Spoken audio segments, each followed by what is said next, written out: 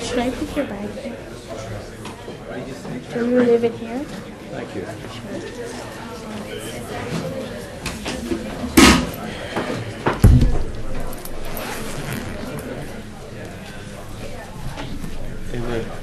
This is Anthony who runs our. Hi, Anthony. Nice to see you. Nice to meet Do you. you have a VGA cable? Yes, I do. Let me just get your Mac. And do you have the adapter cable for that? Yes, but I'll do the same. Alright. We always try by 10 minutes late here, so no problem. Sorry? We always try by 10 minutes late with security stuff now. It always takes extra time to get people into the building. Is Judy here? Hmm? Is Judy with you? Judy has a toothache and is resting. Oh, okay. Thank you. Okay. You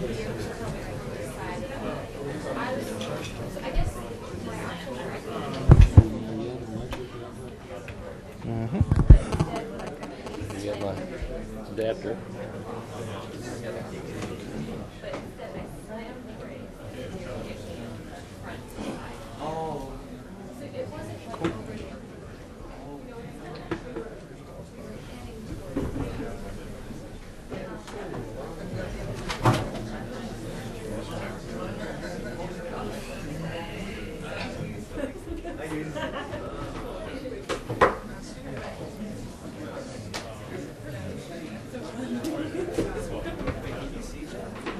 I tried to download those things you gave me last night, Yeah? but I couldn't do so. I think it's the Mac version. No. Well, let's go over it afterwards and make sure you got them. But I understand that you said to Jeff that you had another PowerPoint. That you were. I understand you said to Jeff Tabelco that you were, or to his staff that you had another PowerPoint in mind for the motion. There's some discussion over there. I gave you 2 PowerPoints, both of which are in that Lovins folder on your. Funny, I just Couldn't open either. I'm not even sure I can even find it for some reason. There was something that I figured was yours. Called. I'll show you. Okay. Do whatever you do is. Okay, this looks good to go. Let me get some.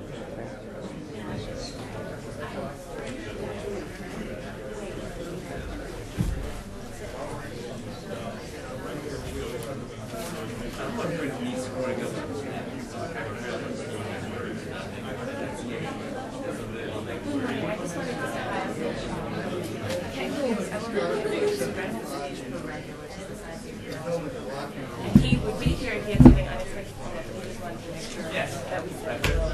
Thank you. Is there anything that you want to? Oh yeah, that's normal. Once you find the building, it's a matter of finding us in the building.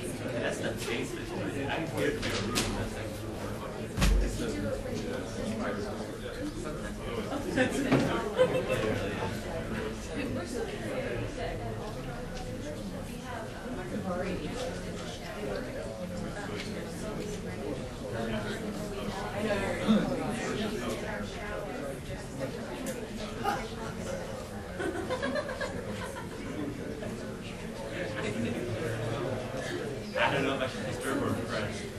It's crazy.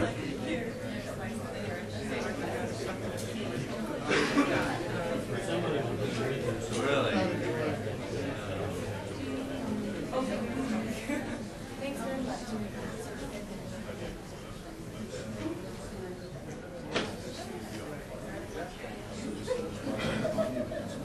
Keep big difference.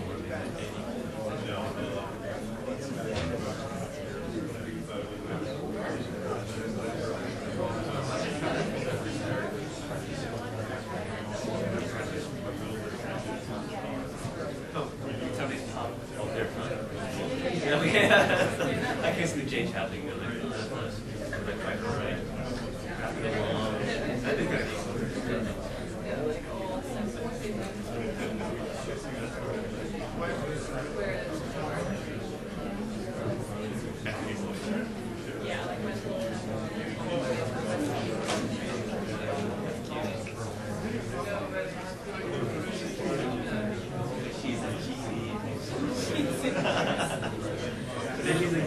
dancing goes with it and everything. Oh, come on.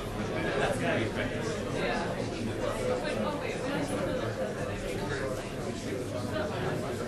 Okay, then it sounds to be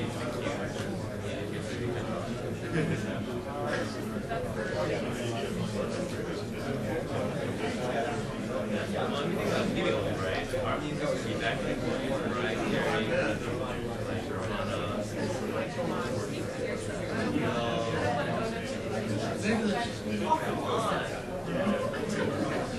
And sing Britney Spears.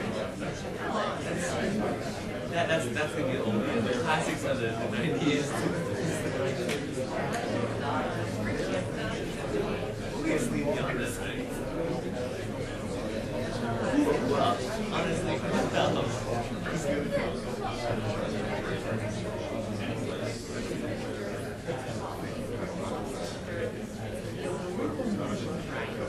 yeah, well, that would make it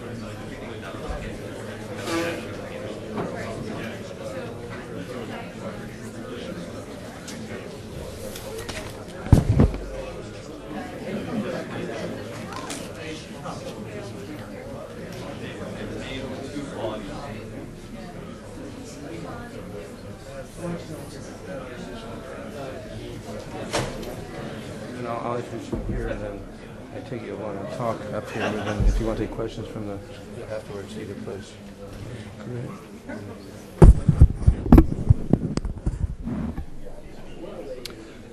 Good morning. I'm Howard Walpe, and I'm very pleased to welcome all of you to the Wilson Center this morning.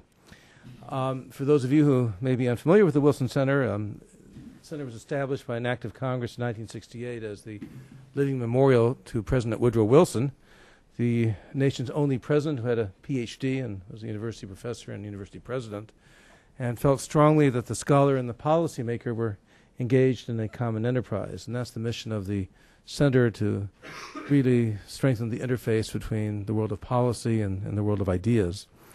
I am really very pleased today to have as our distinguished guest an individual whose breadth of impact on economic policy globally and thinking about issues of technology, issues of energy, issues of economic and environmental change has been so profound that today, and sort of emblematic of that, is today's event is co-sponsored not only by the Africa program, but also by the Environmental Change and Security Project with Director Jeff DeBelco, the Foresight and Governance Project with David Rzeski, and the Program in Science, Technology, America, and the Global Economy with Director Kent Hughes. I first got to know this man many years ago during my time in Congress, and we turned to him often as a resource. And those when we were at the Environmental Energy Study Conference and also the Northeast Midwest Congressional Coalition, as we were trying to think through ways of trying to get to impact on the conventional wisdom, which really was not always being very productive in terms of American policy. A physicist by training, he is the co-founder and CEO of Rocky Mountain Institute, a nonpartisan applied research center whose mission is to create abundance by design. He's also the chairman of a company known as FiberForge. Amory Lovins is a leading advisor to industries and to governments worldwide and has been so for more than 3 decades, as well as to the U.S. Departments of Energy and Defense. He's had the opportunity to brief 18 heads of state over the course of his career. Much of his pathfinding work on advanced resource productivity and innovative business strategies is synthesized in a volume entitled Natural Capitalism. He has published in 29 books and hundreds of papers. His work in over 50 countries has been recognized by the Alternative Nobel, Onassis, Nissan, Shingo, and Mitchell prizes, the Hapgood Medal, 9 honorary doctorates, and the Heinz Lindbergh Time Hero for the Planet and World Technology Awards. His 28th book, Small is Profitable, was identified as the Economist Book of the Year, published in 2002. And the book that he'll be discussing today, Winning the Oil Game, the Oil Endgame, was actually financed in part by the Pentagon that is come to a recognition of the power of his insights and analysis. Incidentally, the book, Winning the Oil Endgame, Innovations for Profits, Jobs, and Security, will, for those of you who might be interested, will be available for purchase after the program this morning. It focuses upon ways of accelerating economic and social needs through more creative and economically efficient development strategies. Today's program is being broadcast, being webcast, and will be available internationally on the web. So when we turn to Q&A, we'll ask you to resort to the microphones that will be distributed for you to answer questions of Amory following his presentation. I'm very pleased to present Amory Lovins.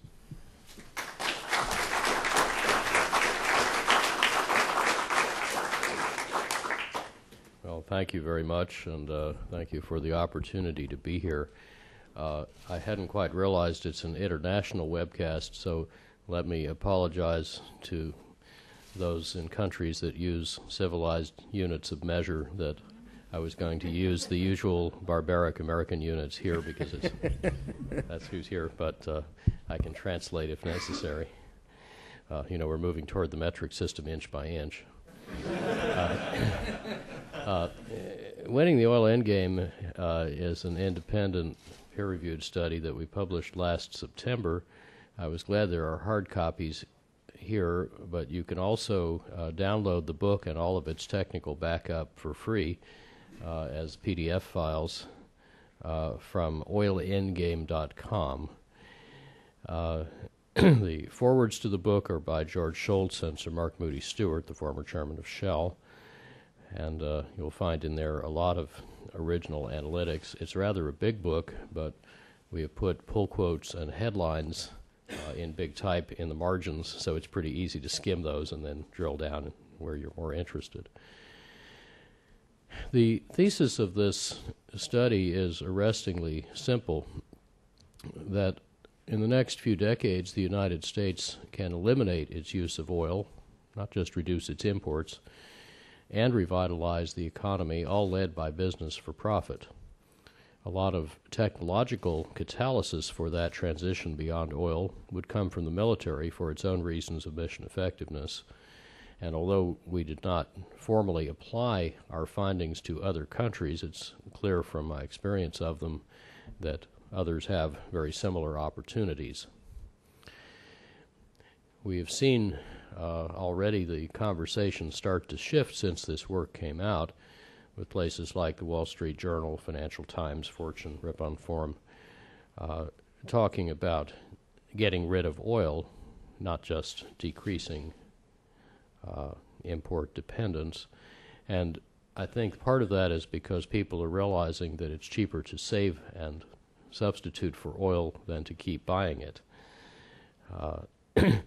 The economic history analogy that comes to mind, which I hadn't realized at the time, was pointed out in a lovely Wall Street Journal op-ed by an obscure Texas A&M professor named Phil Graham in November '73, is that of whaling, which was the biggest or one of the biggest industries in the country around 1850.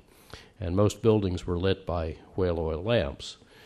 But in the 9 years before Drake struck oil in 1859, at least 5/6 of whale oil's illuminating market went away because the price of whale oil had been high enough for long enough as whales became shy and scarce that the price elicited competitors, 2 of which were fatal. They were oil and gas, both made at the time from coal. This was, of course, long before Edison's electric light.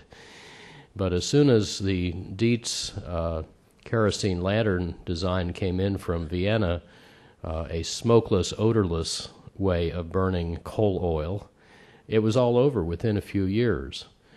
And the whalers were very astonished when they ran out of customers before they ran out of whales, because they hadn't seen this coming. They hadn't added up the competition, and before long they were reduced to begging for federal subsidies on national security grounds.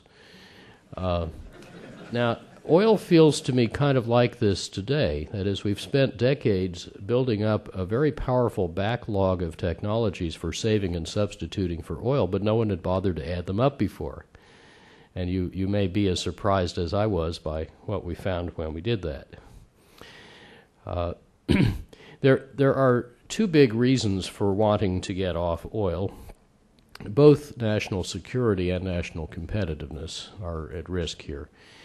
We're all familiar with the externalities, the unmonetized costs of getting and using oil, the insecurity of supply, especially now when 2/3 of Saudi oil flows through one processing plant and 2 terminals. The geopolitical rivalry, say with China, started in earnest a couple of years ago over who's going to get the oil. Price volatility keeps buffeting our economy and seems to have triggered every major recession since '73. There are some concerns about depletion.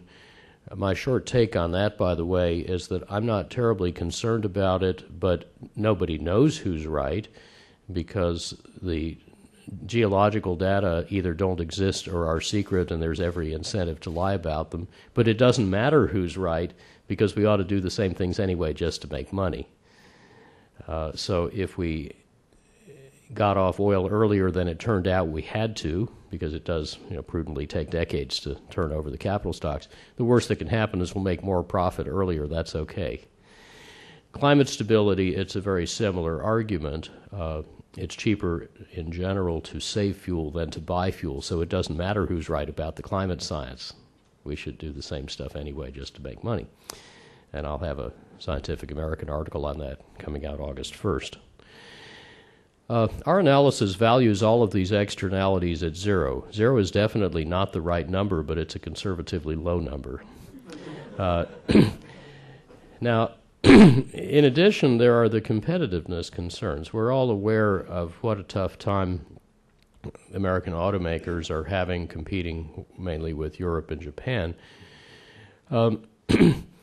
But after that comes China, which announced last June for the intention to become a major net exporter of cars by 2010, and you can be reasonably confident that they will not export your uncle's Buick because they are deathly afraid of falling into the same oil trap we did. They've already set efficiency standards which, while not as stiff as those of Europe and Japan, nonetheless already outlaw our least efficient cars and will outlaw a lot more of them in another 3 years.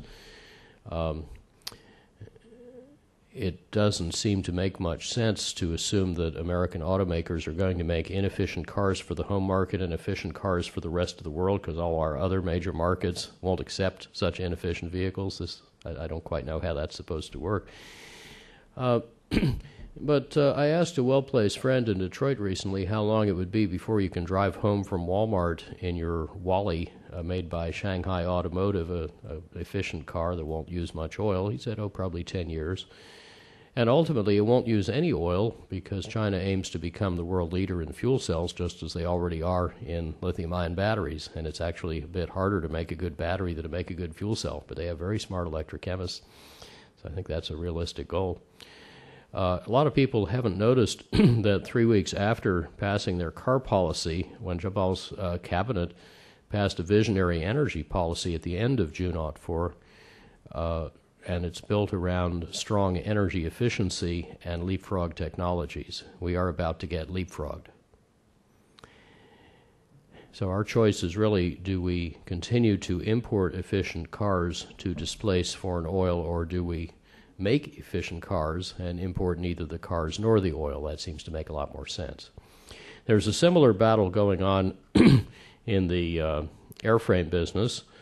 And Boeing is starting to show signs of pulling back ahead of Airbus because I think it's definitely made the right bet on the efficient Dreamliner 787, and I think Airbus has made the wrong bet on the Super Jumbo A380.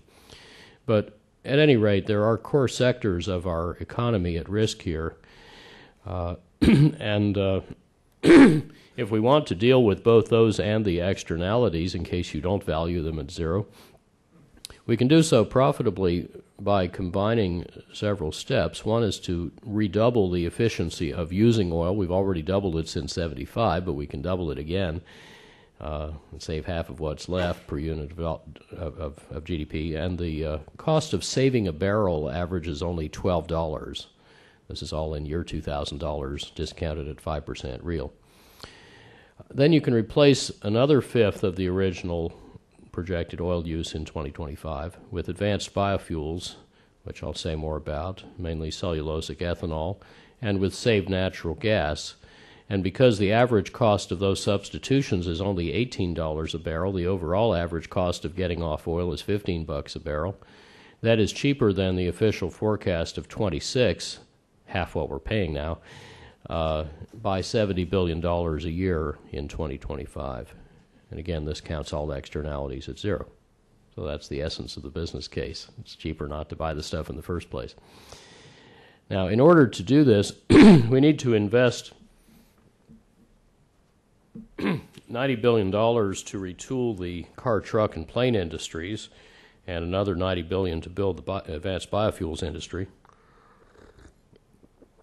These investments will create 1 million new jobs, most of them in rural and small town America, and preserve 1 million jobs now at risk, mainly in automaking. The gross return is over $150 billion a year, and it's quite a handsome return in discounted or other terms. So that should be plenty to attract private investment to do the job. But if you feel you want it to happen faster or with higher confidence while expanding choice and managing risk, it would be smart to align public policy with the business logic rather than using it to distort the business logic. And we've come up with some ways to do that that are market-oriented without taxes. They're innovation-driven without mandates. They don't require subsidies or increase the budget deficit, and they have a very broad trans-ideological appeal. In fact, since we actually want this to happen, we came up with ways to do it that do not require any significant federal legislation, but can be done administratively or at a state level. In fact, almost all of them should be piloted anyway at a state level. That's the lab. Now, just to give you a little historic perspective, here's the history of U.S. oil use and oil imports since 1950. And they keep heading toward the upper right, except for this remarkable period of 8 years, 1977 to 85. That was our practice run when the economy grew 27% while oil use fell 17%. Oil imports fell by half. Imports from the Persian Gulf fell by 87%, and they would have been gone if we'd kept that up for one more year.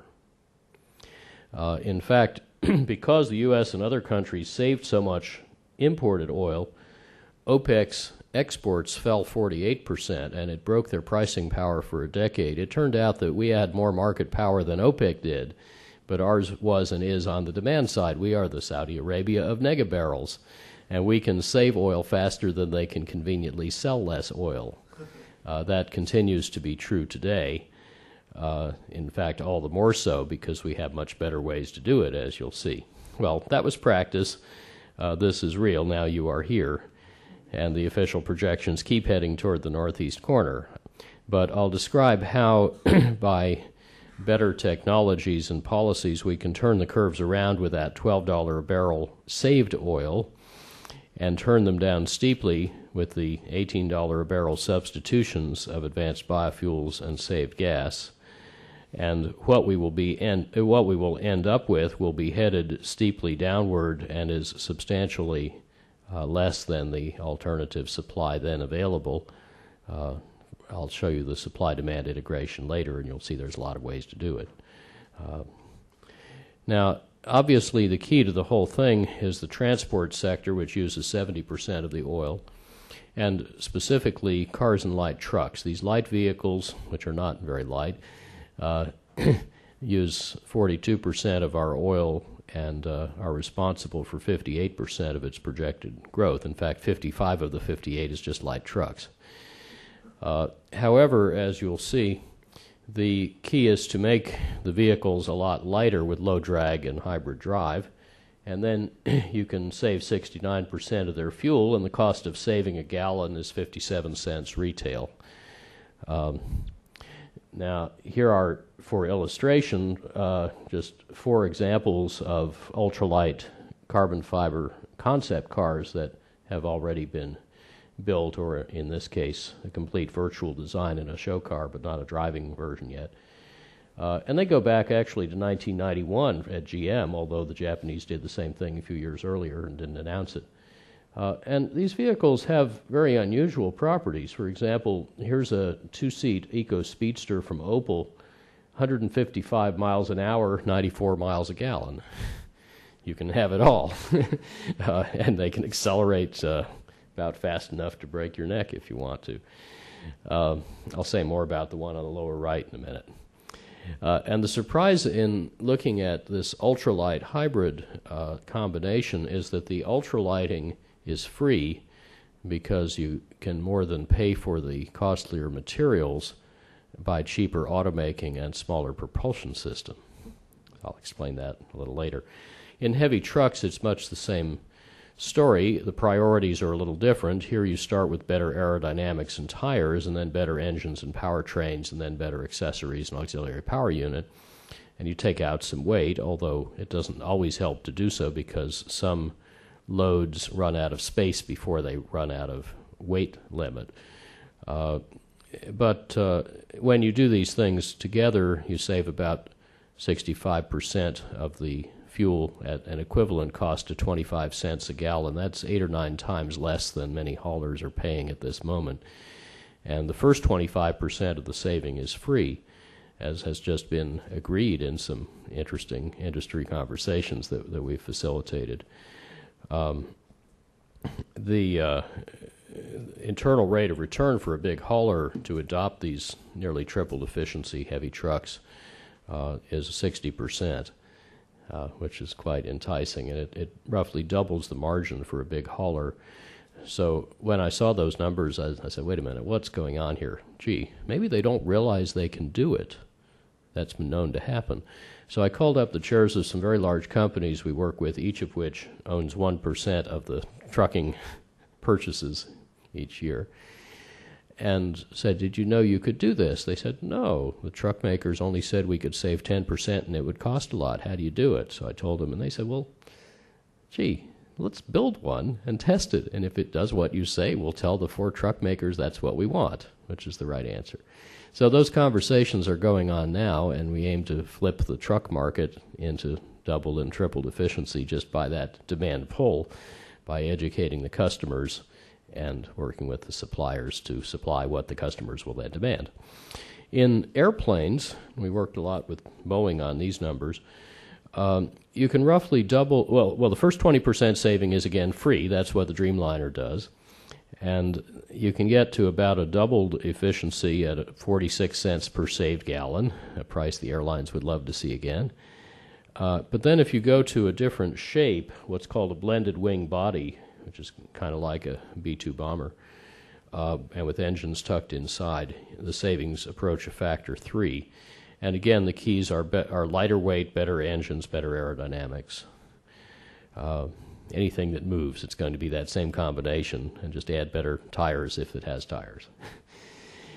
So let's dig into the light vehicles a little more so you'll understand the physics. I want to start by challenging a prevalent assumption hereabouts and in Detroit that benefits are always a trade-off, because if there were a better way to do something, it would have happened already, because markets are perfect and all innovations happened already.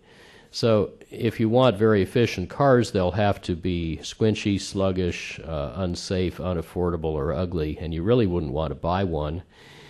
And then the only argument is about how should the government intervene to get you to buy one anyway? Should it be through CAFE standards on efficiency or through higher gasoline taxes? We've had a very durable gridlock on that, where the automakers want higher gasoline taxes and the oil companies want higher efficiency standards, and they fight each other to a draw.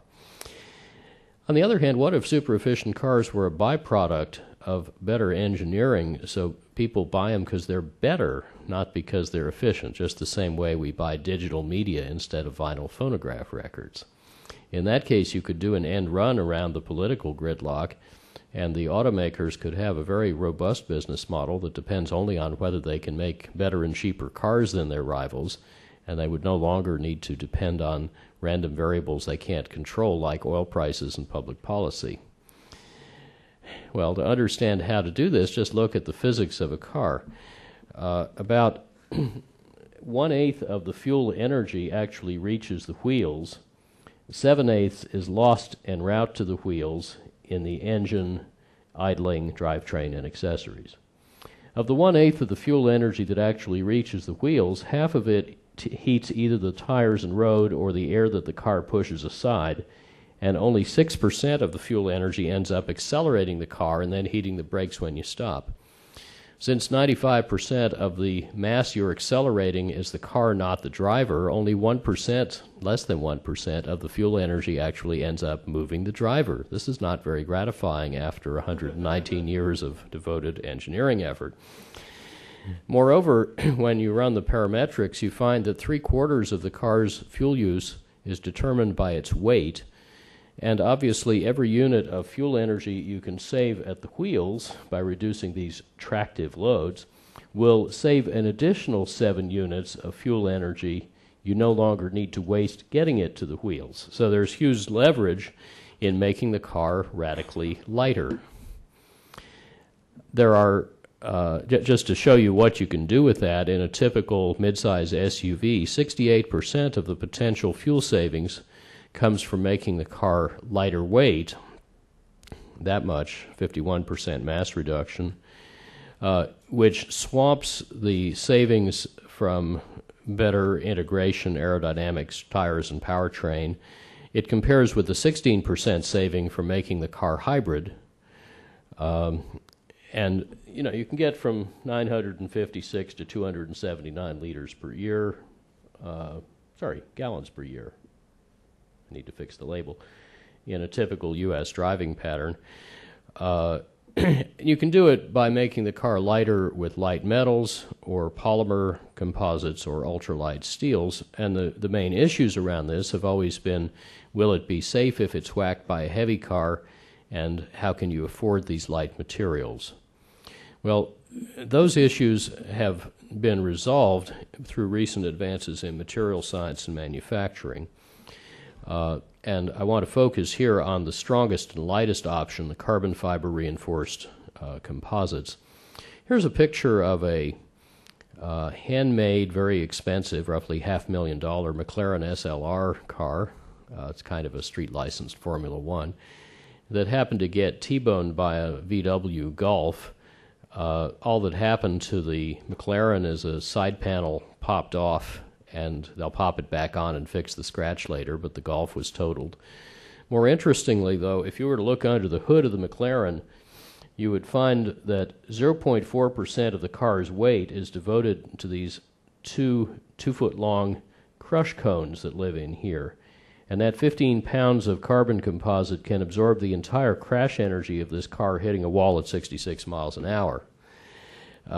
Specifically, a carbon thermoplastic composite the right shape can absorb 12 times as much crash energy per pound as steel, and can do so much more smoothly, so you can use the crush length or stroke about twice as effectively.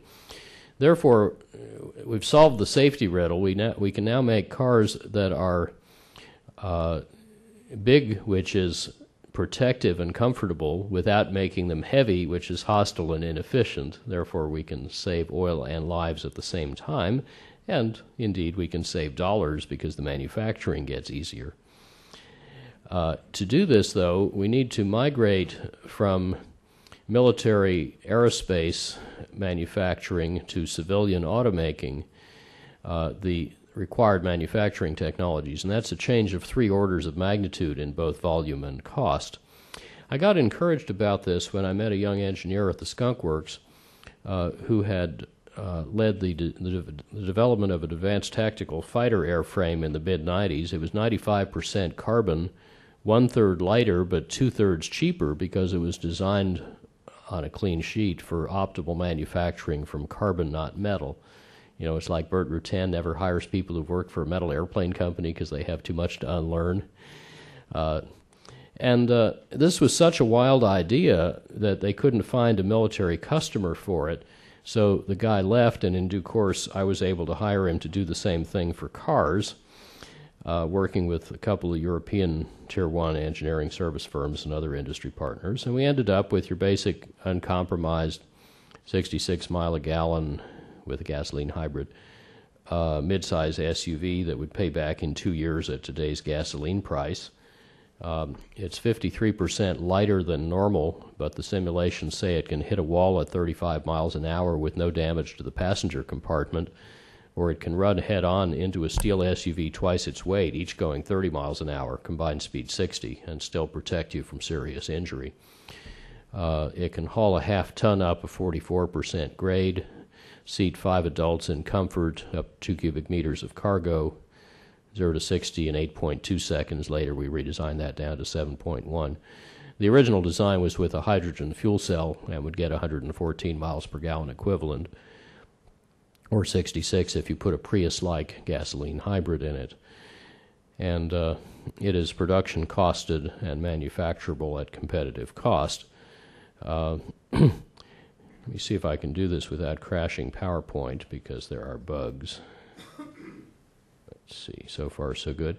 The styling can look like whatever you want. This example is what's called in the trade an active outdoor lifestyle Gen X, Gen Y crossover vehicle.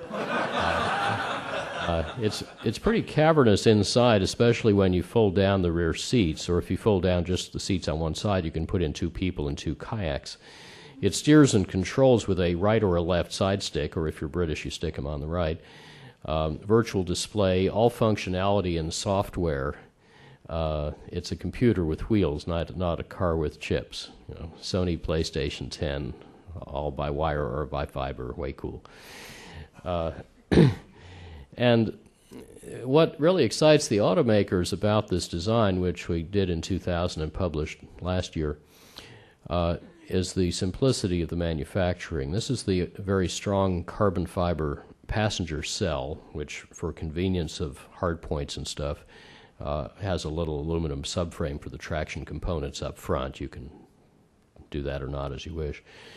But that body has only 14 parts, each of which can be lifted with no hoist. And they snap together precisely like a kid's toy, so they're self-fixturing, detoleranced in 2 dimensions, rather than needing an enormous hall full of robots and jigs to assemble them for spot welding. To make those parts needs 14 low-pressure die sets, not approaching 1,000 high-pressure steel stamping die sets. You just got rid of the body shop, and you can also get rid of the paint shop, the other hardest and costliest part of making the car, because you can lay color in the mold.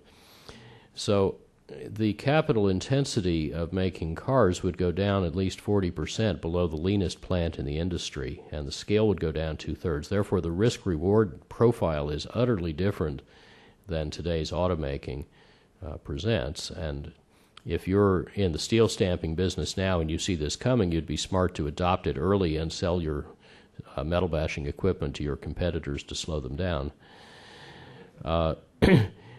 Just to fill you in a little on rapid progress with making advanced composites competitive at mid-volume, BMW has 60 experts full-time at Landshut, where they bought the world's biggest resin transfer molding press, probably not for amusement, and they've announced that they're heading as rapidly as possible for series production. Rumors vary whether it's this year, next year, or when, but they're already making upwards of 1,000 carbon hoods and roofs and so on per year to test out the process.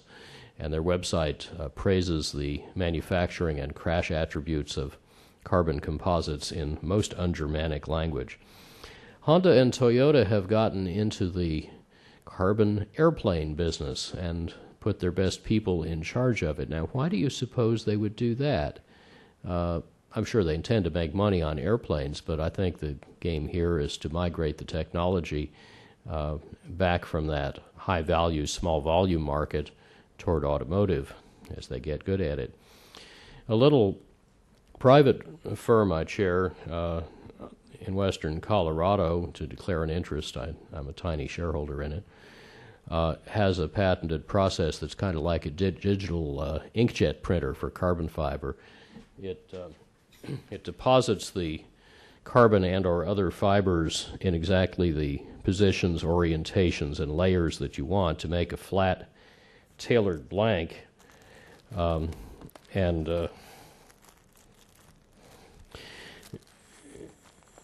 That's controlled directly off the CAD drawing. It's quite a remarkable material in itself.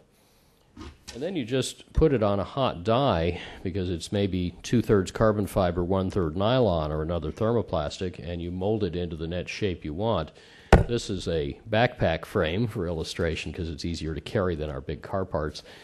It's very stiff along its length for transmitting load down to your hips, but it can also flex nicely when you bend over or between your shoulders, because we put the fibers in directions that make that possible. In other words, it has different stiffness in different directions. And if you design car parts that way so the fibers follow the load paths, you save even more weight and cost.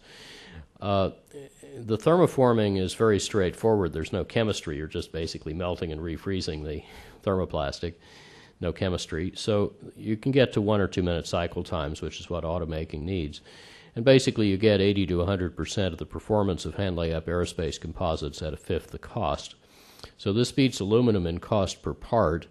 It beats steel in cost per auto body up to, well, at the old steel price is $40,000 a year. Today it's a good deal higher than that. But in a mature process, we think it beats steel in cost per car at any volume for reasons I'll explain in a minute. A big seat bucket made of this stuff was privately shown by Johnson Controls at the Detroit Auto Show and got a lot of attention. It's on the left here. And that's the seat they make out of it. So they save a lot of weight and thickness, so there's more leg room behind, and it's stiffer and stronger. The company is now selling samples to about 5 automakers and tier 1s and a number of other interesting industries. Now, because of the very detailed cost analysis at almost a 500 line item level of detail that we did when designing the SUV I showed you a minute ago, I was able to get those numbers and use them in a non-proprietary form. And these are actual bids from putting out to the supply chain anonymous cost pack saying, if I wanted 50,000 copies of this part, what would you charge? No negotiation, we just took their numbers. And based on that, it turns out rather than the most comparable SUV today getting 18.5 miles a gallon, you get 45 just with a decent engine in it. By the way, that 5-seat carbon SUV has the same weight and the same drag coefficient as my 2-seat aluminum Honda Insight hybrid. That's how light carbon is. So you could just take the 1-liter engine out of the Honda, stick it in the SUV, and it would do pretty well. With a Prius-like powertrain, 66 miles a gallon, so you're adding $2,500 to the pre-tax sticker price. And fuel cells more if you assume very expensive fuel cells, but I'll get back to that a little later. So here's how the economics work out. Let's look at some supply curves of the efficiency resource. That is, the vertical axis is what extra sticker price you have to pay pre-tax in $2,000 to get this level of combined city highway efficiency on the EPA sticker. The Academy told us 4 years ago, without looking at ultralighting or hybrids, they thought they were too far off, that light trucks or cars could get this kind of efficiency at this kind of extra cost. And some other folks who have a much better track record thought you could do better, but got ignored as usual. A Prius last year was up here, and Toyota says in another couple of years it'll be down here, half the extra cost, say $4,000 dropping to $2,000. And we actually looked at some, you might say, academy mobiles, that is, incrementally improved cars, no ultralighting, just putting in stuff like better valves and displacement on demand, features that are in some cars, but putting them in all cars. And they save about 27% of the fuel and pay back in a year at the old gasoline prices. But then we said, suppose you took a Prius-like hybrid powertrain and you put it in an ultralight body, and then your light truck would be 60-some miles a gallon, a car would be 90-odd, and you notice that comparing that car with the Prius, it's not getting more expensive. It's just getting almost twice as efficient. Therefore, it would be a 2-year payback at today's gasoline prices.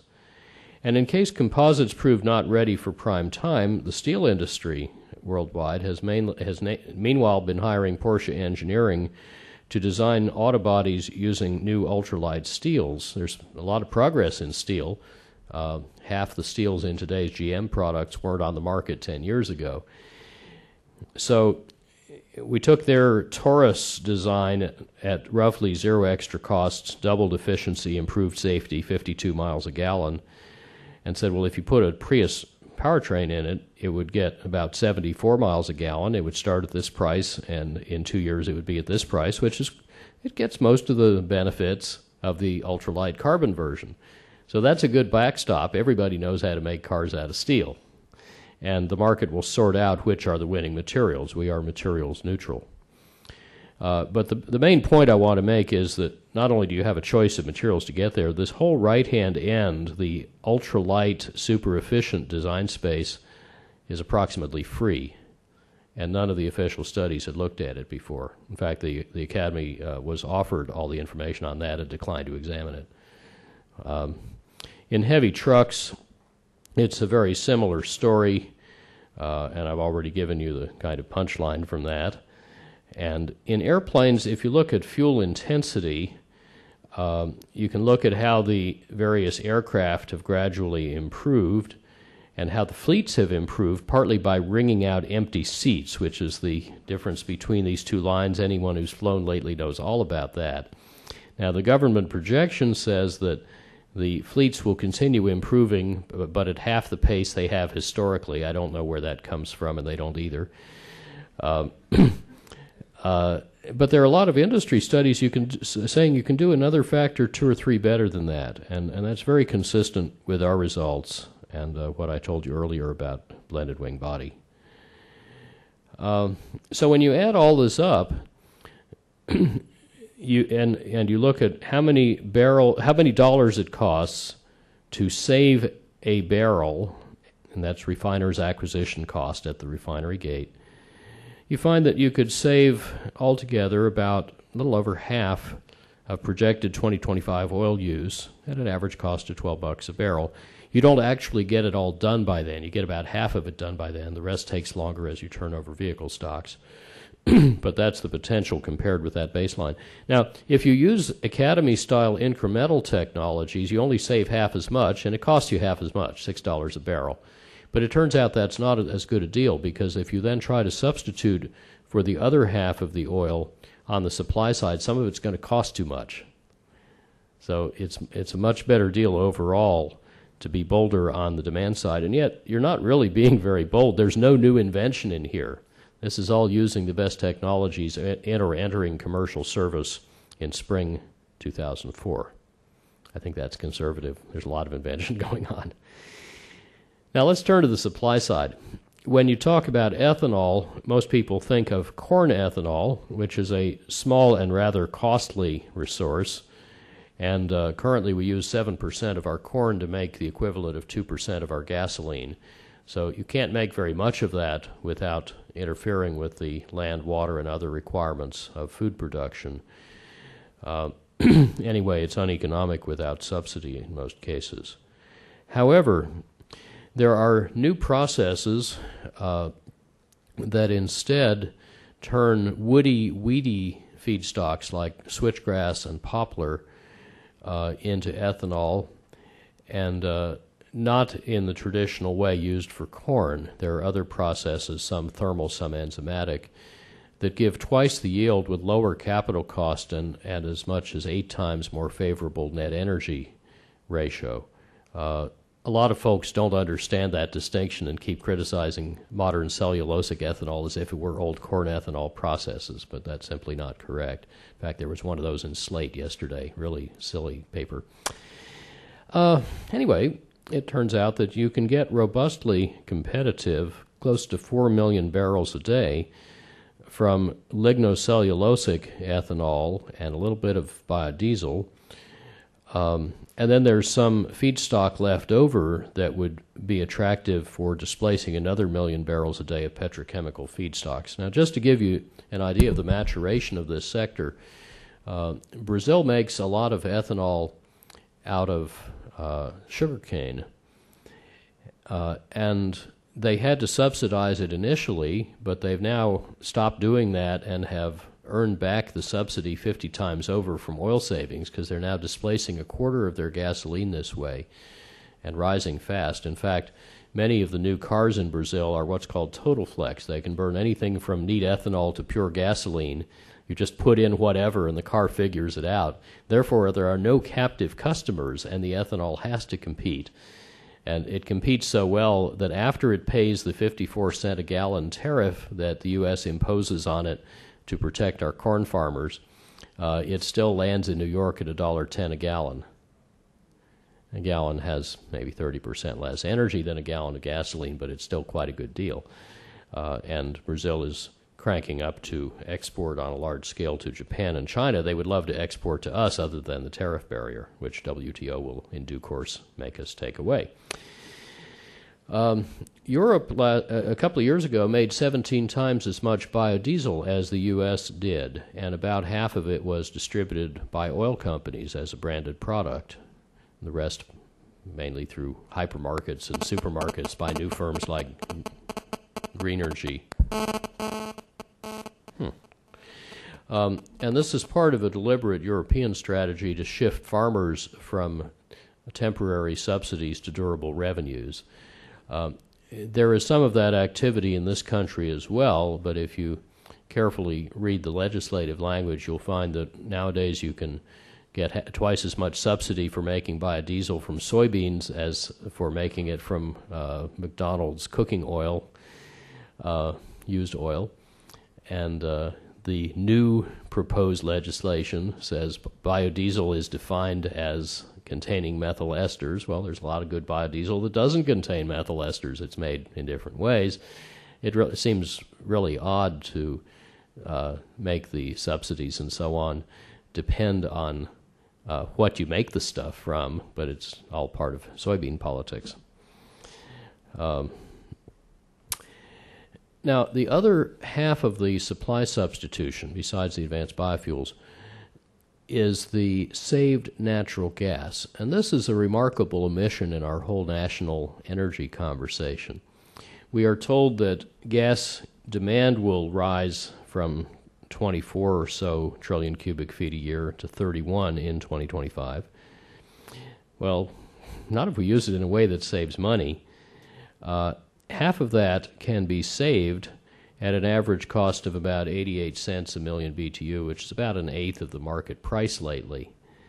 Or to put it another way, you could get 3 times as much gas from its efficient use as from the proposed vast expansion of LNG with federal preemption, and it would cost 4 or 5 times less per unit of gas.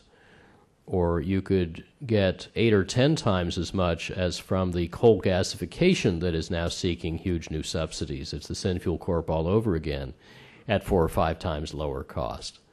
But somehow gas efficiency isn't mentioned. Where does it come from? Well, about half of the available saving would come from using electricity more efficiently or at more convenient times, because practically all our peak electricity in this country is made in simple cycle combustion gas turbines that are so inefficient that if you save 1% of U.S. electricity, including peak hours, you just save 2% of all the natural gas in the country and dropped its price by 3 or 4%. huge leverage.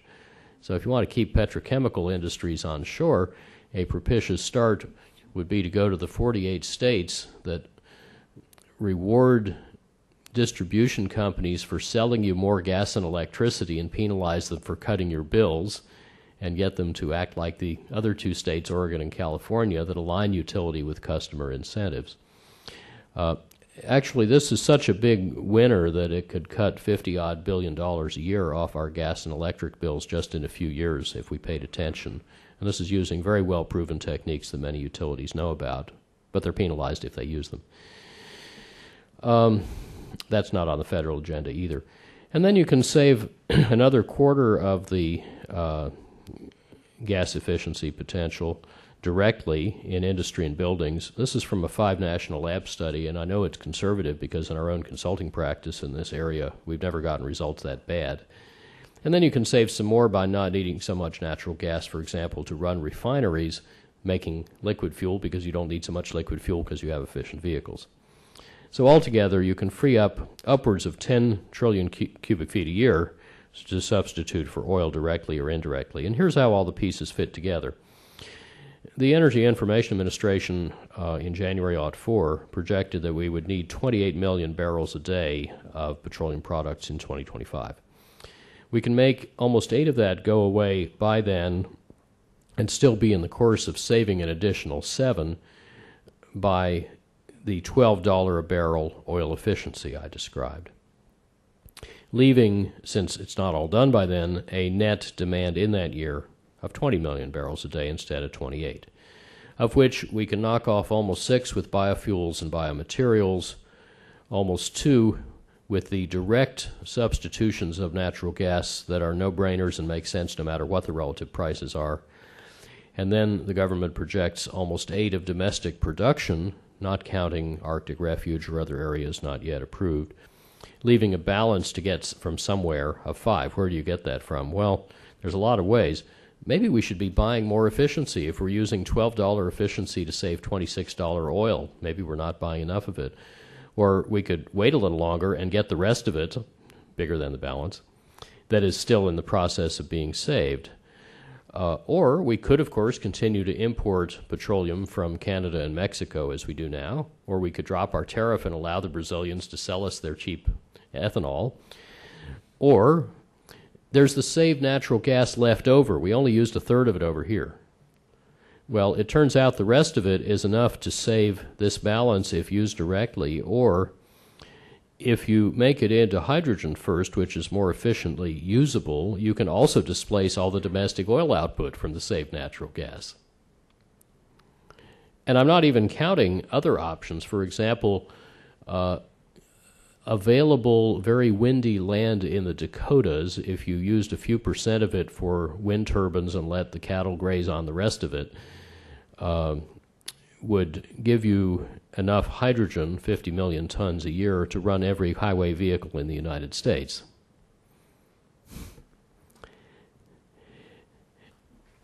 I mentioned hydrogen as an option. It's not essential to our thesis, but it is the most profitable and efficient way to use the saved gas.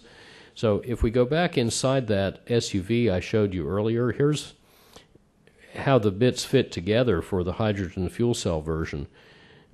Because the car has half the normal weight and low drag, it takes only 1/3 the normal energy to make it go.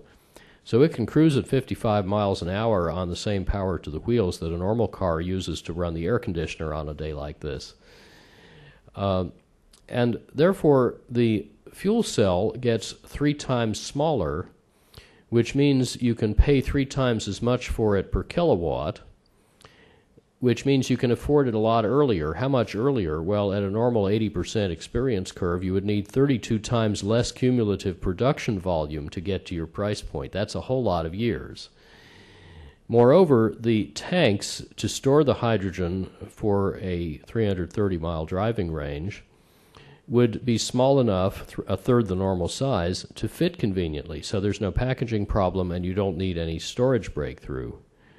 Therefore, the first automaker to go ultralight will win the fuel cell race. Just to plug some numbers in, That design you just saw for the midsize SUV needs only a 35 kilowatt fuel cell, much smaller than in the other fuel cell cars that various automakers have built. This means you would save enormous amounts of money, even if fuel cells were as cheap as $100 a kilowatt. And yet our design gets better range. This again underlines the importance of ultralighting. And I think it's pretty clear who's going to win this race once they get to ultralight. So what does this mean for oil companies? That's an industry I've worked in 32 years, and actually they rather like our work.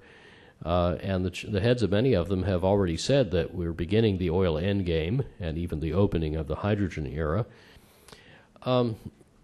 I actually think, as many of them do, that oil's probably going to get uncompetitive even at low prices before it becomes unavailable even at high prices. Or as Sheikh Imani and others have famously remarked, the Stone Age didn't end because the world ran out of stones, and the oil age won't end because the world runs out of oil. Rather, the stuff will become no longer worth extracting. Good for holding up the ground because we have better and cheaper ways to do the same thing. It will be the whale oil story all over again. With biofuels as a transitional product line and possibly big changes in the business model, so the less oil and the fewer cars you need to get the mobility you want, the more money you and your provider both make. But the really fascinating thing about this is that people who own a lot of oil, about 6% of which is owned by international oil companies and the rest by governments, may actually be better off in a world that doesn't buy oil. And the reason is that the hydrogen in their hydrocarbon reserves is generally worth more without the carbon than with the carbon, even if no one pays you to keep the carbon out of the air. That is, you will typically make more money taking hydrogen out of your hydrocarbons in a reformer than putting more hydrogen into them in a refinery. And the oil companies that have done these sums start licking their chops. There's another player in here I want to mention, and that is the Department of Defense. You may remember that it was DARPA, not Al Gore, who invented the Internet. And DARPA also brought about the global positioning system, the modern chip industry, the modern aero engine industry, and many of the other buttresses of the modern economy. Those came out of military science and technology investment. Let's run this again. My little wildcatting team just discovered a Saudi Arabia in the Detroit Formation. That is, the light vehicle improvements driven by ultralighting can save 9 to 12 million barrels a day. Meanwhile, the Pentagon needs the same kind of stuff to execute the tenets of military transformation, to have agile, deployable, sustainable forces. And this can save directly fuel costs of billions of dollars a year, fuel logistics costs tens of billions of dollars a year, a great deal of risk. One of the hazardous occupations in Iraq is driving unarmored fuel tanks, tanker trucks around, 2 of which drive behind each Abrams tank because it only gets half a mile a gallon. So guess which one the bad guys shoot at, and there are times when our field commanders count the days to when they run out of fuel. So this is a very teachable moment about fuel logistics footprint in theater. And also, there are so many people moving fuel around that there's a scope for multi-divisional level realignments from tail to tooth. So in order to meet its own needs for reducing the cost and risk of fuel logistics and making its forces light enough to deploy and support, the Pentagon needs a lot more science and technology effort in high-volume, low-cost manufacturing of ultra-strong, ultralight materials. What do you get for that? Well, you get a replaced Gulf's worth of oil every 7 years at a 3% economic growth rate, or every 2.5 years at constant GDP. You get a world that depends a lot less on oil and has less reason to fight over oil.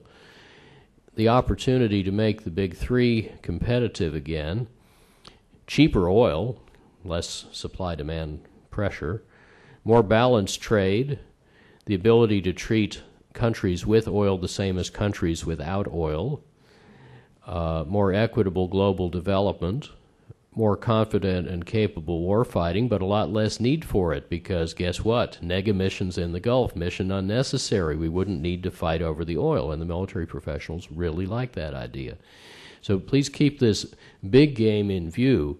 In order to meet their own needs, operational, tactical, and strategic, by making their forces lighter, they can also transform the car, truck, and plane industries and lead the country off oil. I think that would be their biggest ever contribution to their national security mission, and there are many people there who feel the same way. How do you do all this? We're battling four basic market failures: that oil actually costs a lot more than its price. Many customers take a short-sighted view of saving oil and don't know much about how to do it. And in the big organizations that make the things that use most of the oil, managers, especially middle managers, actively resist disruptive innovations in classic fashion and are much more comfortable with incremental, sustaining innovations like another cup holder. So how do we turn these obstacles into business opportunities and accelerate the uptake of advanced technology vehicles? There are five main ways government can help. The most important is what's called a fee-bate. That's a combination of a fee and a rebate, and it means within a given size class of vehicles, whatever size you prefer, there will be more and less efficient models on offer. So the less efficient ones pay a fee according to how inefficient they are, and the revenue from that gives a rebate to buyers of the more efficient ones. The more efficient they are, the bigger the rebate. You true it up every year to keep it revenue neutral. You do it separately for each size class, so there's no incentive to buy a different size than you want. And it turns out the consumer behavior is to, in effect, look at the full life cycle fuel savings of the vehicle, say 14 years, not just the first couple of years. You're arbitraging the spread in discount rates between the buyer and society, so you're getting a societally efficient investment by private individuals. And the automakers make more money this way. Both our model and the Oak Ridge DOE model show that very clearly. So it's a good way to speed innovation from lab to showroom and increase customer choice. We have a big problem in this country about affordable access to personal mobility. It's a rural and an inner city problem. If you are in the bottom quintile of household income in this country, you pay about as much to feed the car as to feed your family, 17% of your income. If you're in a place like Tampa where most of the jobs are way out of town and you can't get there without a car, you can pay as much to feed the car as you do for shelter, 34% of your income. You can't do that. There isn't enough money. And yet if you don't have the car to get to work, you don't have a job and you can't feed the kids anyway. This is a really lousy choice. So we came up with some creative financing that would enable a low-income household to get into a new, reliable, warranted, extended service contract car with price-hedged gasoline and affordable insurance all nicely bundled together at an incremental cost of $0 to $3 a day.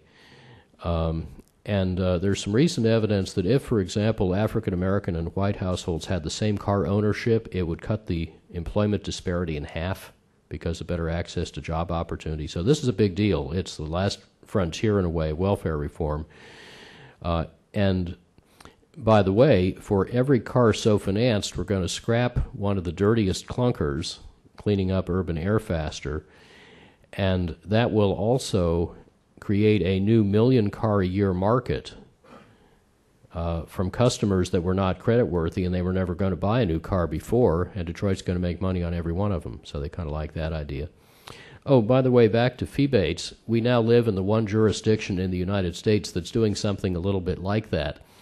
The D.C. Council passed a rule in recent months that if you live in the district and you buy a hybrid, instead of 6% sales tax, you pay 0%.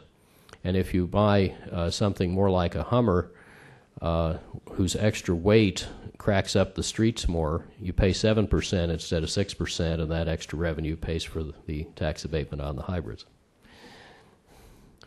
good for the district. Now, governments buy a lot of light vehicles. Let's buy them in smart ways and buy the most efficient ones, again, to give more demand pull. And there are some other ways to speed up innovation. That what we call a platinum carrot is kind of like the X Prize, like the first company to sell 200,000 really great advanced vehicles, maybe like the SUV I showed you, gets a $1 billion prize. That would kind of get the juices going. We pay these companies a lot for R&D. Why don't we do it in a way that fosters competition between them? I've already described what's needed to flip the heavy truck market. It's basically taking very viscous information and making it flow better to people who need it. In the case of the airlines, it's a different problem again, namely the, I see a flashing red light on there. Yeah, okay. Namely the legacy airlines, a third of whose cost disadvantage comes from fuel inefficiency, can't afford to buy the efficient new planes like the Dreamliner. So if you feel philosophically that you'd like to help them somehow, I can come down either way on that, a good way to do it would be to structure federal loan guarantees specifically for the purpose of buying very efficient new planes, and in such a way that it's not a net cost to the Treasury. For every new plane so financed, we should scrap one of the inefficient planes that's parked in the desert. The worst fifth of the fleet is parked, and if those clunkers come back in the air again, they will waste a lot more oil, and they will block the adoption and development of the more efficient ones. So they are really worth more dead than alive, and we should take them out back and shoot them. Now, I've already described the role of military science and technology in speeding advanced materials manufacturing development. The industry and environmentalists have already agreed, in fact there was an oil major in there too, on some creative ways of helping the automakers retool and retrain, which they can't afford to do off their weak balance sheets. And again, you can do this without net cost to Treasury. There are some simple things we could do to speed up the shift from hydrocarbons to carbohydrates. For example, you could probably do all the required cellulosic ethanol just off conservation reserve lands where we pay farmers to grow nothing. But right now, when they put down a cover crop to protect those erodible soils, we ding them if they harvest anything. Well, switchgrass, being a very deep-rooted 2 or 3 meter root perennial grass, would hold that soil a lot better, and yet you could harvest it off the top. And if you did it in polyculture with, say, bundleflower, lepidisa, something that sponsors the nitrogen fertility just like happens on the prairie, it wouldn't need any inputs either. So I think we should look at changing USDA rules to allow that sort of thing to protect the soil and produce the biofuel.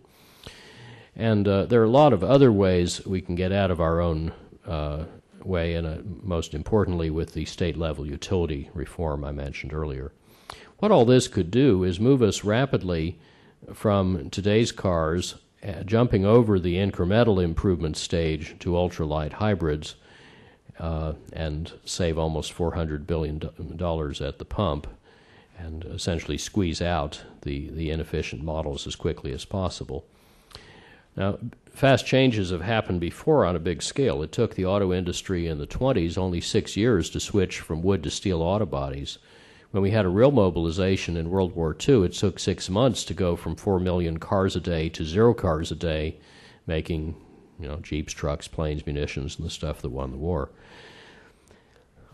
Generally, though, if you don't have that sort of a policy-led mobilization, it takes about 12 to 15 years in the normal S-curve you saw a minute ago to go from 10% to 90% adoption in the stock. So the policies we've suggested in our study get you to the first 10%, the takeoff point, several years faster.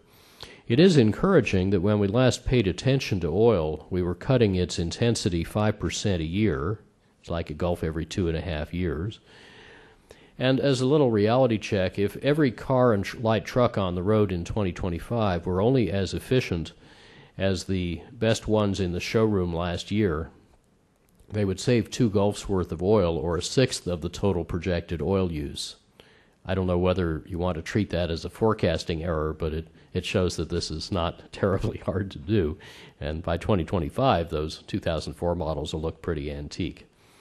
A little analogy you might find helpful. We've had a revolution in water efficiency in this country. Since 1950, real GDP went up just to the year 2000, 5.5-fold. Population essentially doubled. Water withdrawals slightly more than doubled, but actually they've been going down since 1980. And water per capita, likewise drifting down.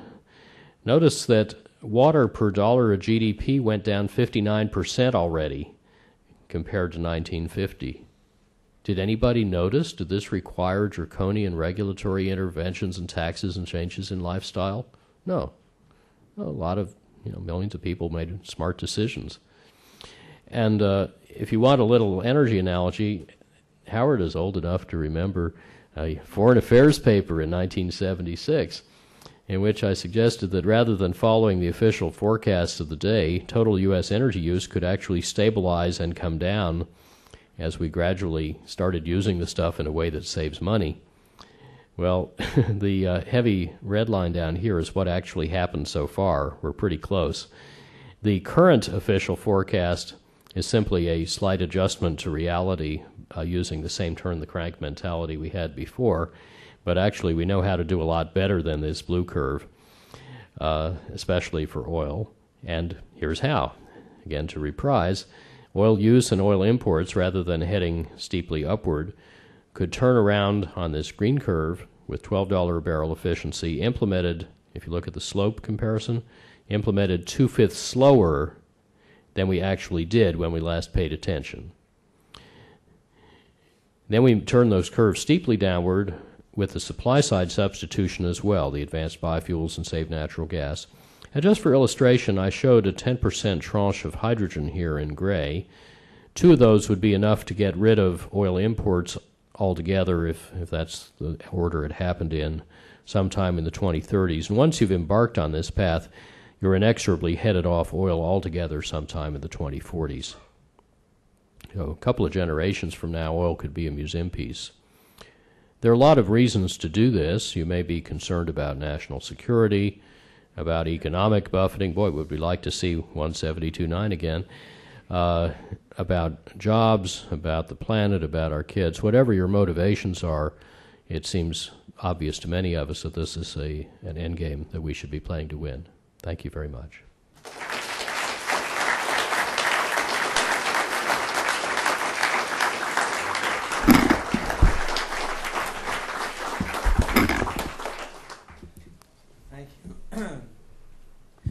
Thank you, Amory, for extraordinary presentation. I reflected last night when we were on the Hill with some staffers that I still recall the time I brought Amory into the Kalamazoo County Chamber of Commerce. And in those days, Amory's sort of persona was that of the soft energy path guru. And I remember some resistance from my business people at the prospect of my guest speaker.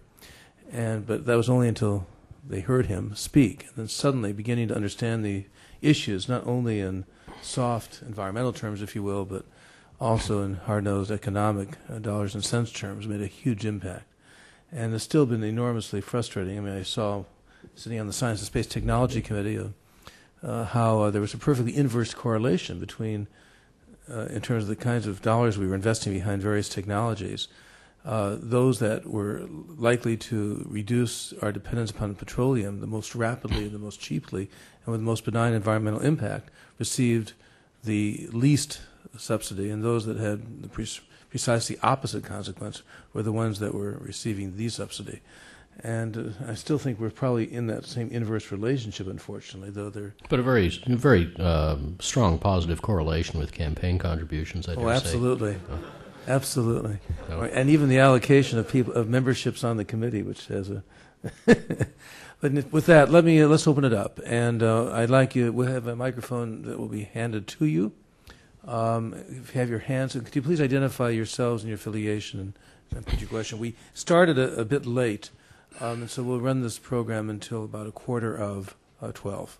Amory, smashing talk. Many, many thanks. This town is so full of gloom and doom that you're really a one-man revolution. Could you identify yourself, please? I'm sorry. Many, many thanks. I'm Robert Goodland, Inspection Panel, World Bank, and a long-time friend. I hope Amory will agree.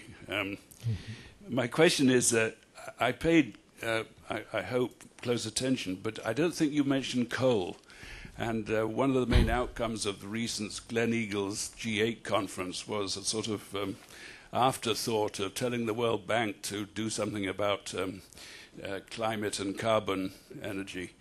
And the World Bank has now interpreted this as to be an acceleration of so-called clean coal and coal efficiency. What's your remark to the bank? Thank you. Well, coal is an important fuel, and burning less of it and burning it more cleanly is a good thing. If carbon sequestration from, say, integrated gasification combined cycle works technically, I don't think it'll be terribly expensive. It'll probably add less than a cent a kilowatt hour if it's done well. On the other hand, all that stuff is a lot more expensive than efficient use and gas-fired, typically, combined heat and power in buildings and factories, and wind power. Those are the three competitors to beat. So let me actually broaden your question. It's the same thing about nuclear.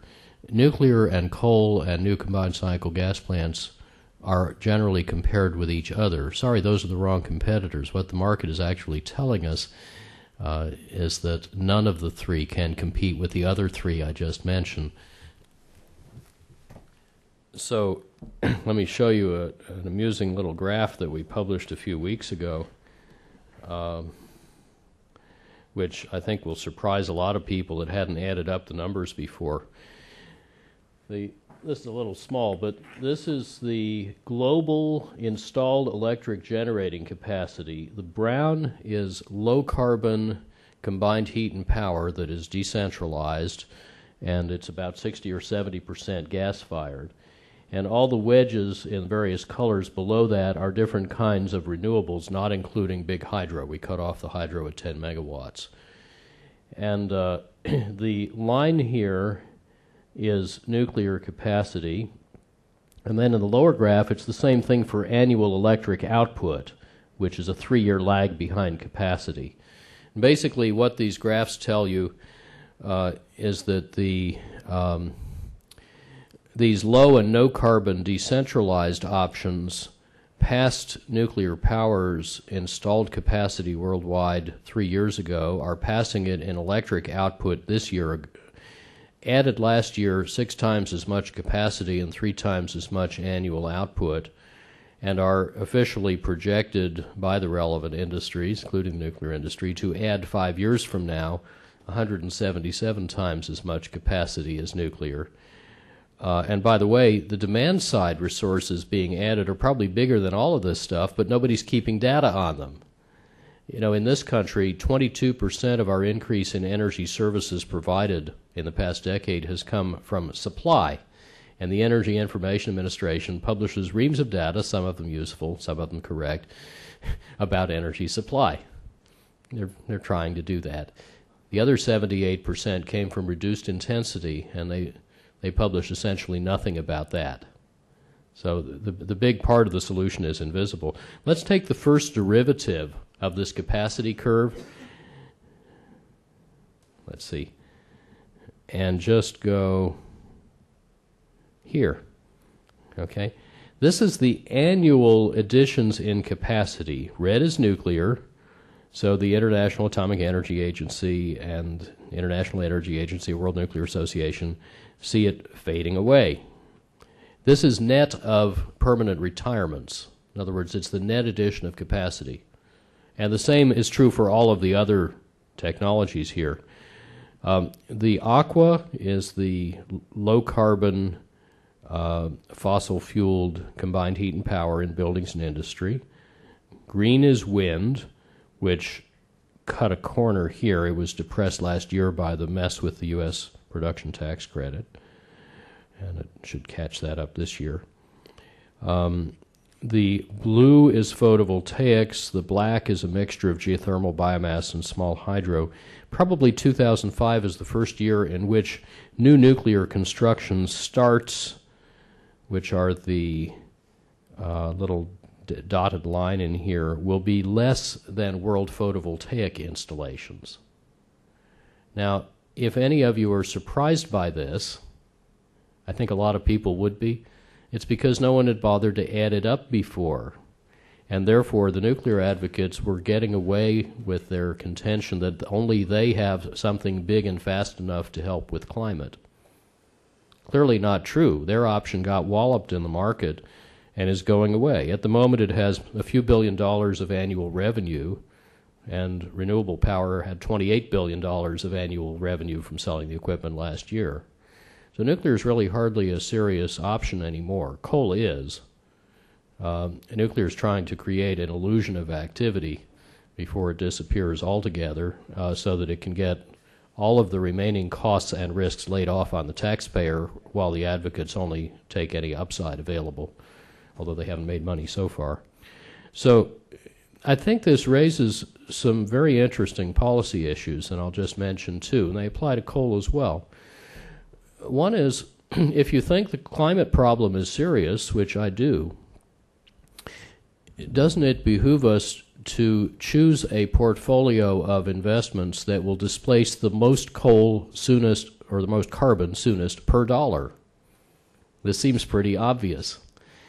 And yet, that isn't what we're doing. We're told, for example, that nuclear or coal gasification and sequestration is obviously what we need. Well, it ain't the fastest option. We can see that from the actual market behavior. And it's not the cheapest either. But if it's not the cheapest, that means you're buying less carbon displacement per dollar whenever you spend $1 on the costlier stuff. So you're actually making the problem worse than if you bought the cheapest options first. Secondly, we are increasingly told by those who are discomfited by this marginal cost-benefit calculus that we need to buy everything, so we don't actually need to talk about any choices. This seems to me the strategy of someone who goes into a Chinese restaurant with a wonderful menu and orders something, one item from each category, and ends up spending half the budget on the shark's fin soup and not having enough money for rice and goes away hungry. You know, we don't need everything. We can't afford everything. We actually do have to make choices, and I think we ought to do it on the basis of most service delivered and carbon displaced per dollar soonest. But neither nuclear nor coal in any form that we know of can come close to competing with the three cheapest options, and those are what we ought to buy most of first. So, some of those observations, Amory, were almost word for word reflective of what we were saying back in the 1980s, early 1980s. It's stunning, deja vu all over again. Could we have a microphone down here, please? I've got this one. Oh, I'm sorry. Take that question first. You'll be second. Let's take two questions at once. What do you think of electric cars, particularly plug-in cars, and the comparison? You mean plug-in hybrids or pure battery cars? Plug-in hybrids, and the comparison between burning biomass versus producing liquid fuels. Burning biomass for electricity versus producing liquid fuels from it. Well, there are some biofuels whose combustion for electricity makes great sense. For example, bagasse left over from making sugarcane in Brazil provides both electricity as an exportable surplus and the process heat to make the ethanol. And that's part of why they produce cheap ethanol. They do that cogeneration. In general, though, most forms of biomass are better used for their molecular than their heat value. We have electricity coming out our ears. We have a lot more good ways to make electricity than we need. Mobility fuels, we have much more limited options. And plug-in hybrids, we are starting to do an analysis of them. Nobody has done a careful, independent analysis of whether they're a good idea. So I hesitate to give you any of our preliminary numbers, but the things you have to look at include the safety, cost, and lifetime of the batteries, all of which are significant issues right now. the extra liquid fuel you use hauling around the weight of the batteries all the time, because even very good batteries contain only a few percent as much useful energy per pound as gasoline. And the carbon and criteria pollutant emissions that occur at the power plant instead of in the car. Now, I'm assuming that you'll be recharging only at night. If that were not the case, you'd quickly run into distribution capacity constraints. But I think you'd probably find that some pollutants like CO go down and others like SOx, NOx, and possibly CO2 go up. Nobody's analyzed this stuff yet. And, you know, some friends of mine like Jim Woolsey and George Schultz are enthusiastic about the technology. They may turn out to be right, but I don't think anybody knows yet. Ask me in a few months and we'll have the numbers. Well, I was actually going to ask about plug-in hybrids, so he did answer two questions at once. Okay. There are three questions right down here.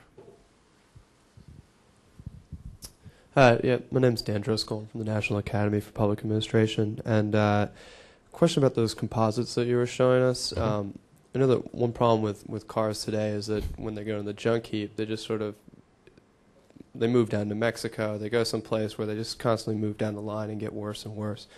I was wondering if these composites would allow for the cars to just literally be stripped apart and recycled fully so that they would enter the next generation of vehicles. Yes. Well, cars that are legitimately disposed of and not left to rust in a field are highly recycled right now, and you could recycle an even higher fraction with a composite car. These are not epoxy based. These are, say, nylon or other thermoplastic based, so if you heat them up, you melt off the resin and you're left with the fiber. However, I wouldn't start there. I'd start by saying this stuff doesn't rust, it doesn't fatigue, it'll bounce undamaged off a 6-mile-an-hour collision, you know, a fender bouncer in the parking lot. So it'll last a really long time. Think of it, therefore, more like an airframe that you should lease instead of selling it. You know, the airframe that you fly in, it might well be 40, 50 years old. If it's a B-52, it can be older than that. And we plug in new engines, avionics, seats, and so on, and paint it from time to time if it wants paint. But we don't just recycle it for the hell of it. It has a very long life, and because of the very limited fatigue, these materials have a peculiarly long life. So you might have a cosmetic shell that you refresh from time to time, like putting new covers on your furniture, but it's still the same frame underneath. And, you know, if it goes out of style, you might sell it to a developing country that has a different style, and then after it's old enough, you sell it back here as a retro, you know, like a MG Midget reincarnated, so to speak, as a Mazda Miata. Yes, you can recycle it. Even if you made it with thermosets like epoxy, there are two proven economic processes for recycling that stuff too: solvolysis and enzymatic pyrolysis. Catalytic pyrolysis. Right here. Hi, I'm Jessica Lynn, and I'm here at the Woodrow Wilson Center.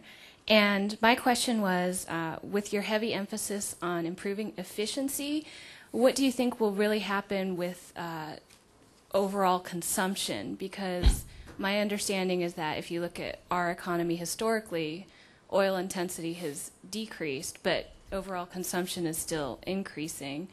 And I've seen also just other anecdotal examples of, you know, improved efficiency and refrigeration, coolants, and other things where even though the efficiency improves, total consumption still increases.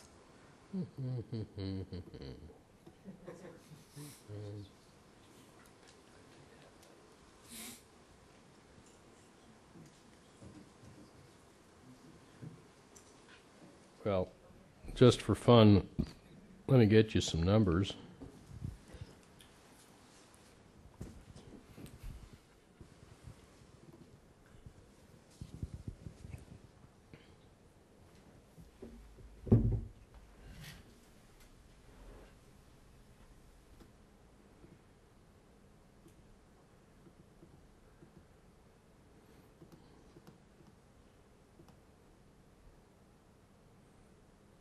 We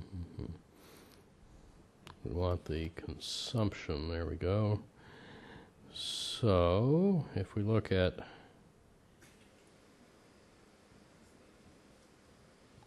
what's going on here?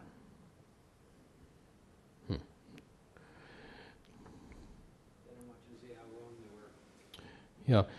So you can see this is a 0 to 40 million 40 quads a year scale. Petroleum consumption dipped very steeply, and then crept back up again. And basically, our light vehicles peaked in efficiency in 1987 and been getting worse since then. And EIA forecasts that they'll spend the next 20 years getting half a mile a gallon better than they were in 1987. 99% of the improvement in powertrain efficiency went into faster acceleration rather than saving fuel. So there's now a considerable horsepower race, even though the one vehicle attribute unambiguously correlated with accident risk is horsepower per pound, or acceleration, partly through interaction with young male drivers with excess testosterone, but it's not limited to them. Now, you can see some leveling out here, and I think as we get into the newer data, the oil price will also have some notable effects. But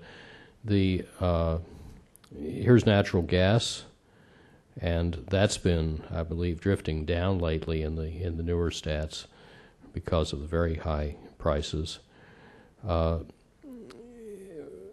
But you can see the overall energy consumption and production. Remembering this is during very rapid economic growth most of the time. So let me show you the thing I think you wanted to know about. Energy consumption per dollar of GDP continues steadily down. And you notice since 96, it's steepened considerably. It's been going almost 3 times as fast since 96 as it was in this previous period. Some of that's change in composition of output. Most of it is efficiency. So does that respond to your question? No. I understand that graph. That's what I was referring to, but the one on my left, where it just shows consumption. Total consumption, yeah.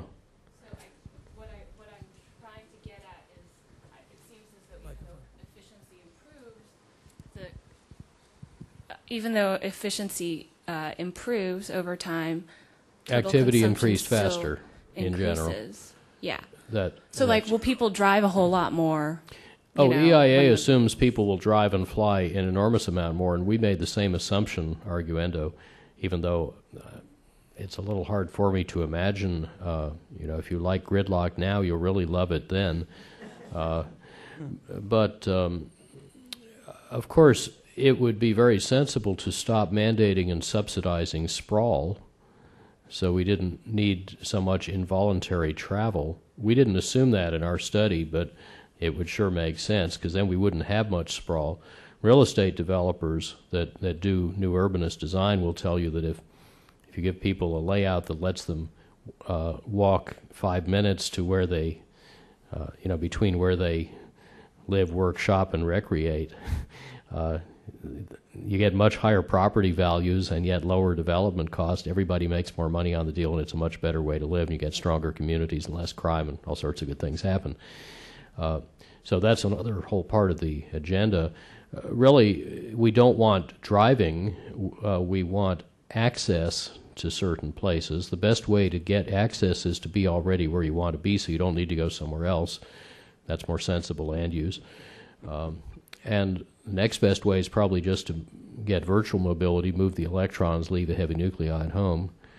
And then the next best way is if you have to move all this protoplasm around, let's have real competition between all ways to get there rather than show favoritism to cars. I think if drivers not only got what they paid for, but paid for what they got, as they do in Singapore, we would have a much better balanced transport system. None of this is assumed in our study. We just look at the technical fixes so people don't get confused about where our oil savings come from. But to the extent you do those sensible things too, the job would get a lot easier and those curves would dip down. Let's take our last question. Hi, Dr. Lovins. Michael Nix. I'm a energy lobbyist and consultant here in town and have done just about the whole panoply except for big oil. The most recent people I represented were distributed generation and combined heat and power types. And a previous graph you had up there showed the recent increased installed capacity. Mm-hmm. And it shows a marked increase on the greener, the environmentally friendlier installed capacities. Do you have something that goes to price per kilowatt hour? You have up here energy consumption per dollar of GDP since right after World War II to a couple of years ago. Mm-hmm. Do you have something on, and especially if you have something factoring in the increased price of natural gas? About 4 or 5 years ago, it was one of my clients' first time ever testifying before Congress. And he was going before a senator, and I said, well, this is going to be great because this guy likes natural gas, and you're here doing combined heat and power, and he's going to like you and all this stuff.